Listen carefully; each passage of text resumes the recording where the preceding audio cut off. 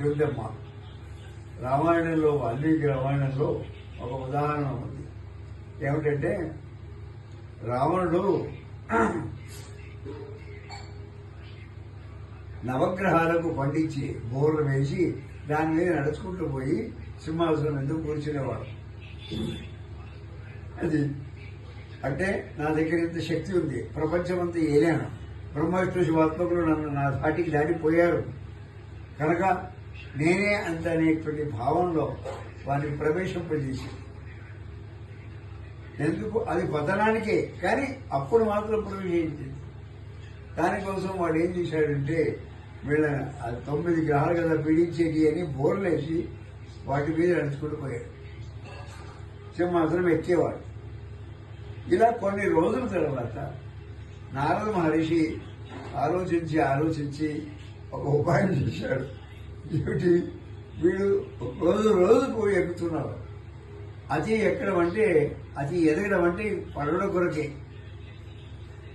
కనుక ఇది మంచిది కాదు అని వానికి తెలపాలి. ఎట్లా నేనంటినా అంటే నీవు పక్షపాతి అంటాడు నన్ను. పక్షపాతి ఉండొచ్చు, కానీ పక్షపాతి అని చెప్పి అన్నప్పుడు నేనని నా మీద మోపుతాడు. అందుకోసం అని ఏం చేయాలి అని ఆలోచించాడు. ఆలోచించి ఒకనాడు కొంతకాలం అయింది, దేవతలందరూ బందీ పడ్డారు రావణ చేతుల్లో. ఆయన ఇంద్ర పదవిని పొందాడు, స్వర్గాన్ని నడిపిస్తున్నాడు. ఇవన్నీ అయ్యేంత వరకు సహించాడు. అందులో అవద్దా చేతులు అవద్దా అనుకొని సహించాడు. ఆ తర్వాత బ్రహ్మ విష్ణు శివాత్మకులు కలిశారు. కలిసి స్వామి ఏమిటి, బ్రహ్మ తన తండ్రి కనుక ముందు కలిశాడు.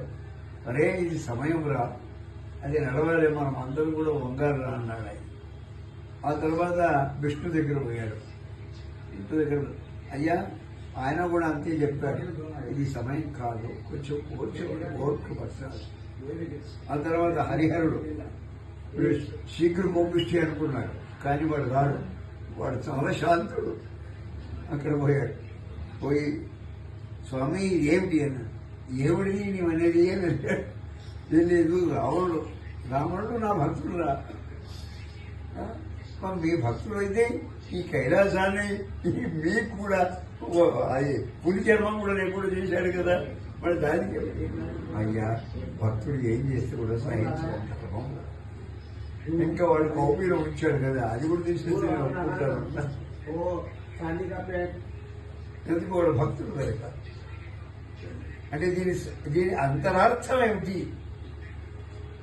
అక్కడ పడ్డది యోచన నగలనికి, ఇది బాగలేదు అంతరార్థం వీళ్ళు ఎవరు చెప్పారు అని శారదాంబ దగ్గర పోయారు. అంటే బ్రహ్మ వ్యక్తి ఎట్లనో లక్ష్మీ సరస్వతి కాళీ అటువంటి వాడు ముగ్గురు ఐక్యయింది శారదాంబ. ఆమె దగ్గర పోయాడు. అమ్మా ఇది ఏమిటి అని అడిగారు. ఇది ఏముందిరా చిన్న పని, ఇంత గొప్పగా ఎందుకు ఆలోచిస్తున్నావు. లేదు గోసి బట్ట వేసుకోమన్నాడు, మంచిది కదా, నీకు కష్టం తప్పిపోయాయి కదా, అవన్నీ వస్త్రాలు ఉతికి వెంటేసుకోవడం వేసుకోవడానికి అవసరం కదా, నీకు బ్రహ్మచారివి కనుక మంచి పని చేశాడు. ఏమిట్లా ఇది అంటారు. మరి నవగ్రహాలకు బోర్లు వేశాడు, చాలా మంచి పని చేశాడు. అదేమిటి, వాడు తెలియ ఉంటే ఏం ప్రళయం చేస్తారో ప్రపంచంలో, ఎందరెందరికి ఏమేం ప్రకారంగా చేస్తారో తెలియదు కదా, అందుకోసం బోర్డు వేసిన చాలా మంచి పని.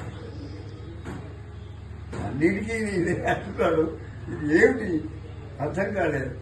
అర్థం కాక అమ్మవారిని అడిగాడు, అమ్మా ఏమిటి ఇట్లా అంటున్నారు అంత. చూడరా బాబు, వాళ్ళన్నది తప్పు లేదు, ఏ దానికైనా సమయం అవసరం. సమయం, కాలం స్వతంత్రమైంది, కాలం ఎవరి చేతిలో కాదు. ప్రపంచ నిర్మాణం అప్పుడు అన్నీ నిర్మించాడు పరమేశ్వరుడు. ఆ తర్వాత ఒక కాలం అనేటువంటిది నిర్మించాడు. కాలం అనేదానికి సమయం. ఆ సమయంలో ఏది ఎలా కావాలో అది జరిగి తీరాలి. అయితేనే ప్రపంచం వ్యాప్తం ఉంటుంది, లేకపోతే ఉండదు. ఎలా అంటే బొంగరం చెప్తాడు, బొంగరానికి జాగి కడతారు, కట్టేసి బాగా బిగి కొడతారు. వాడికి ఎంత బిగ్గరగా కట్టేస్తారో అంతసేపు అది నడుస్తుంది, తిరుగుతుంది. అది ఎంత అనేది నీవు లెక్క పెట్టగలవా అన్నాడు. ఎట్లుందండి జాలి దింపాడు చేశాడు.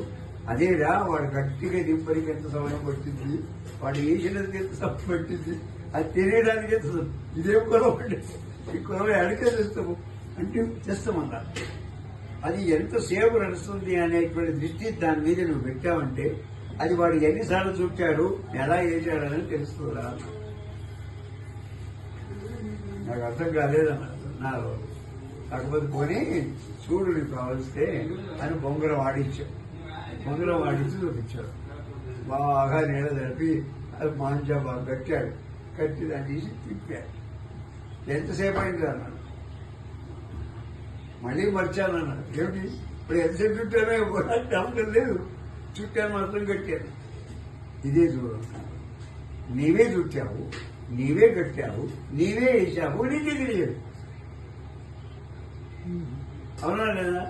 అది దాని తిరుగుడు మీద దృష్టి పెట్టావు. ఎంత మంచి తిరుగుతో చూద్దామని అహంభావంతో చేశాడు. నా బొంగరమే ఎక్కువ తిరగాలి అని చెప్పి అనుకున్నావు, అందుకోసం అట్లయితుంది. నీకు తెలియకుండా పోయింది. ఇది సరే సృష్టి రహస్యం. అందుకోసం సృష్టి రహస్యంలో ఎవరు చొరవ తీసుకోలేరు. అది పరమేశ్వరుడు పరంతీయులు అయినటువంటి వాడు, వాళ్ళకే తెలుసు అని చెప్పి పంపిస్తే అప్పుడు అమ్మగారి దగ్గరికి పోయి, అమ్మా ఇది ఏం చేయాలి అంటే ఇది ఉదాహరణ చెప్పింది. ఒక బొంగరం దింపితే ఎంత చేశాను అనేది నీకు తెలియనప్పుడు ప్రపంచం వ్యాప్తంగా నీకు ఎలా తెలుస్తుందా? అదండి మతం అనేటువంటిది. అలాంటి ఆ మతం ఏం చేస్తుంది? మదదైత్య మదాంధనాశ. ఆ మదం అనే దైత్యం మదాంధాన్నే నాశనం చేస్తుంది. అంటే తన తానే చేసుకుంటుంది. కానీ అది చేయడానికి ఏం కావాలి? సదా ఏకాంత ధ్యాన తత్పరాలు. సదా శారదా కాలంలో ఉన్నాడు వాడు, మాకు అతీతుడైనటువంటి వాడు ఉన్నాడు, లేనిది మాత్రం లేదు అనేటువంటిది నువ్వు గట్టిగా స్థిరం పెట్టుకో. అప్పుడు కానీ నీకంటే అనేటువంటిది ఉంది అనేటువంటి జ్ఞానం నీకు అవుతుంది కనుక నువ్వు చిన్నవాడవే. ఈ సిద్ధాంతాన్ని ఇచ్చారు. తెలుసండి. తర్వాత వాడు ఎలా ఉన్నాడు అని చెప్పి అనుకుంటామేమో. జటాజుడు పండితో అయ్యి అన్నాడు. జడలున్నాయిరా, అది ఉన్నాయిరా, అది ఏమిటి జటాలు అంటే? జటాలు అంటే సంకటాలు, జూటాలు అంటే బంధనము, మండితాయి హిట్టి దాని యొక్క ఆవరణ, అలంకరణ ఉన్నాయా లేదా చూసుకో. ఏమిటి? ఒక పిల్లవాడు, ఒక అమ్మాయి, ఒక తండ్రికి పుట్టారు తల్లిదండ్రులకి. ఆ పిల్లవాడు ఎదుగుతున్నాడు, పిల్ల ఎదుగుతున్నాడు. పిల్లవాడు ఎదిగిన తర్వాత కొంతకాలానికి వివాహం చేశాడు. అమ్మాయి ఎదిగిన తర్వాత కొంతకాలానికి వివాహం చేశాడు. వివాహం చేసిందే అమ్మాయి ఆయన బంధంలో పోయింది, అబ్బాయి ఆమె బంధంలో పోయాడు. ఇద్దరు తరచు చూశాడు. చూసి తాను వేరుపడి మీరు స్వతంత్రంగా చేసుకోండి రా అన్నాడు. స్వతంత్రంగా చేసుకోండి అన్నప్పుడు కొడుకుకు మతం వచ్చింది, అహంభావం, అహంకారం వచ్చింది. అప్పుడే నా సంసారంలో నేను చేస్తానని చెప్పాను. పుట్టాడు అన్నది, పిల్లలు పుట్టాడు. వాళ్ళు నడపడం కష్టమైపోయింది, అవస్థ అయిపోయింది. ఏం చేయాలో తెలియలేదు. ఆ తల్లి చేసి చేసి విసిగిపోయింది భార్య. అక్కడ ఆ అమ్మాయి వివాహం చేసుకుంది, సంతతి కన్నది. సంతతి కన్న తర్వాత ఆమె ఏం చేసిందంటే తనకు ఎంత అవసరమో ఆ ప్రకారంగా చేసుకుంటూ పోయింది. దానికి సహకారం ఆయన భర్త ఇచ్చాడు, ఆమె భర్త. దానివల్ల ఆ పిల్లలు విద్య, విజ్ఞానం అన్ని విధాలుగా ఎదిగారు. వీళ్ళు 10 మంది పుట్టారు, కానీ వాళ్ళకి అజ్ఞానం చేయడానికి వీలు కాలేదు. వీడు కొడుకు, ఆమె బిడ్డ. ఇద్దరిలో ఈ వ్యత్యాసం వచ్చింది. ఇద్దరు ఈయననే, ఈయన వేరే చేత జన్మించిన వాడే, కానీ వ్యత్యాసం ఇలా వచ్చేసింది. ఇలా వచ్చేసి చూపించి అప్పుడు చెప్తారు ఏమని అంటే, ఇదన్నైవ ఇదన్నైవ విద్యతే ఇదన్నైవ విద్యతే ఇదన్నైవ విద్యతే అన్నారు. ఇది కాదు ఇది కాదు ఇది కాదు అని 3 సార్లు చెప్పారు. ఆ 3 సార్లు చెప్పుట లోపల విజ్ఞానం పెరిగి అప్పుడు ఈయనేమన్నాడు, జటాజూట పండితాలు జటాజూట ఇవన్నీ కూడా జటాన్ని ఇవన్నీ కలుపుకొని కట్టేశావు నీవు. అంటే నువ్వు ఎంత అతీతుడు. ఎండ్రకలు కట్టేసేది కాదయ్యా, ఇవన్నీ కూడా నువ్వు కట్టేసి ఎందుకంటే నువ్వు ఎంత అతీతుడు. ఏ దానికి నీకు సంబంధం లేదు. అది మండిత మండనాయ అన్న. మండనాయ ఎందుకంటే అది కట్టి చుట్టింది ఏమిటని ఎంత ప్రకాశవంతంగా ఉన్నది. ఓ ఇంత చుట్టూ అనిపిస్తుంది చూసిన వాళ్ళకు. కానీ నీకేమున్నది, నీ అహంకారంతో మొదలు చేసుకున్న 90 గుణాలు కట్టేశావు. అది వ్యాఘ్రాంబరాయ భస్మవేయపరాయ. పులి చర్మం కట్టుకున్నావు. పులి చర్మము ఎంత కట్టినా ఒక చోట తోక నిలవదు, సహజమే. అది వేలాడుతూ ఉంటుంది. ముందర కడితే వెనక ఏముండదు, వెనక కడితే ముందర ఏముండదు. కానీ అది ఎలాగా అటువంటి చర్మాన్ని కట్టుకున్నాడంటే అర్థం ఏంటి, ఎక్కడ కూడా ఏమీ లేదురా అని చెప్పాడని చెప్పాడు. వ్యాఘ్రాంబరం పెద్ద పొడిది చర్మం ఉంది, అంతైనా పూర్తి కాదు. ఎక్కడ ఉదికి తక్కువ పడుతుంది. ఆ తక్కువ పడిన స్థలానికి ఎవరేం చేయలేదు. అందుకోసం నీవు అన్నిటికీ అతీతుడమైనటువంటి వాడు ఎల్లప్పుడూ చూపించావురా అని చెప్పి స్మరణ చేశాడు వ్యాఘ్రాంబరాలు. తర్వాత భస్మ విలేపనాయ అన్నారు. ఆ భస్మ బూడిద పెట్టుకున్నావు. బూడిద పెట్టుకోవడంలో నీకు అర్థం ఏమిటి, బూడిద తెలుగులో భజమైంది బకారం ఉకారం భూ, టకారం ఇకారం డి, దకారం అకారం ద. 6 షడక్షరం, షడ్గుణములు, షడ్రిపులు, షడ్ధన్యాలు, షడ్ధాన్యాలు, షడైశ్వర్యాలు అన్నీ ఆడే చూసుకోండి. షడ్గుణములు అది కామక్రోధములు మత్సరం అహంకారం ఇత్యాది షడ్గుణములు ఉన్నాయా లేదా? తర్వాత షడాంబరాలు ఉన్నాయా లేదా? ఉన్నాయి.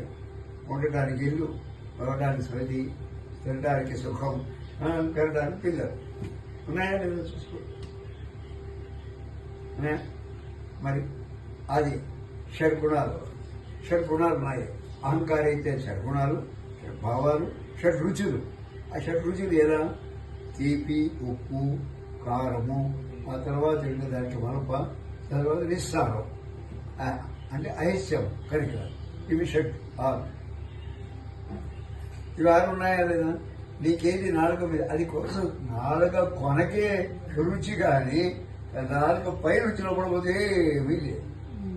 వింజేస్తే ఏమైనా ఉన్నదా? ఏ రుచి ఉంది చెప్తావా? నాలుక కట్టినప్పుడు మాత్రం చెప్తావు. ఆ నాలుక కొస కూడా అది మొత్తం నాలుక కాదు, దాని కొసలో కట్టింది మాత్రమే రుచి. ఆ రుచి చేదు, మంచిది లేదు అన్నీ అది చెప్పేస్తుంది అంతవరకే. కానీ దానికి గడపని మింగేసావనుకో ఏమీ లేదు, ఉమ్మేశామనుకో ఏమీ లేదు. కానీ కొసగట్టింది మాత్రం ఉంటుంది. ఆ కొసగట్టింది ఏమంటే ఏం బాగుంటున్నాయ్యా, ఏం రుచి ఉంటున్నాయ్యా, రుచి ఎక్కడుందయ్యా చెప్తావా అంటే లేదు. అది అలాగే ఇక వ్యాఘ్రంబరాయ భస్మ విలేపనాయ. అందుకోసం ఇవన్నీ భస్మాలే, ఇవన్నీ ఏమి పడిపోవు కనుక దాని లేపనం పెట్టుకున్నాడు. ఇంతే కాకుండా ఇంకోటి ఉన్నది, శారదా హృత్కమల వాసాయ. ఆ శారదా శబ్దం ఏమిటి? ఇప్పుడే చెప్పానే, మళ్ళీ చెప్తాను. శారద షకారం, అకారం ష, రకారం ష ర, దకారం అకారం ద. పంచగుణములు, 5 ఇంద్రియాలు, 5 జ్ఞానేంద్రియాలు, 5 కర్మేంద్రియాలు, 5 కర్మేంద్రియాలు. ఇవన్నీ 5 జ్ఞానేంద్రియాలు. జ్ఞానశక్తితో విచార, విమర్శ, ఐశ్వర్య, దాత, క్రతు, ఇవి 5 పంచ జ్ఞానేంద్రియాలు. 5 కర్మేంద్రియాలు, చేతులు, కాళ్ళు, కన్ను, ముక్కు, నోరు, తర్వాత ఆచరణ. షడేంద్రియాలు షడేంద్రియాలు షడేంద్రియాలు షడ్కర్మాలు షడ్గుణములు. ఈ అన్ని కూడా ఇవి ఆరారే. ఈ ఆరారు ఎందుకున్నాయంటే 18 అయితే 3 6 18 3 6 18 అయితే ఈ 18 సంఖ్య ఏమవుతుందంటే 8 1 కలిస్తే 9 అంటే నవభైరు విభజితే కర్మ 9 విభాగాలు. ఎట్లా జన్మం అయిన తర్వాత కిషోరత్వం, కిషోరం అయిన తర్వాత బాల్యత్వం, బాల్యం అయిన తర్వాత యువత్వం అయిన తర్వాత యవనత్వం అయిన తర్వాత మృత్యు. ఏ దానికి చూసినా షడంగములు షడ్గుణములు షడ్రాలు. ఇవి ఈ ప్రకారంగా మానవునికి సృష్టి నిర్మాణమైంది. అందుకోసం శ్రీ శారదాహత్కమల వాసాయ మమదేహి కరావలంబం. ఈ 6 గుణములన్నీ కూడా భజనం చేసిన అమ్మవారి హృదయంలో ఉన్నవే, అది నీకు నేను నమస్కారం చేస్తున్నాను అన్నది. అవునా లేదా చెప్పండి.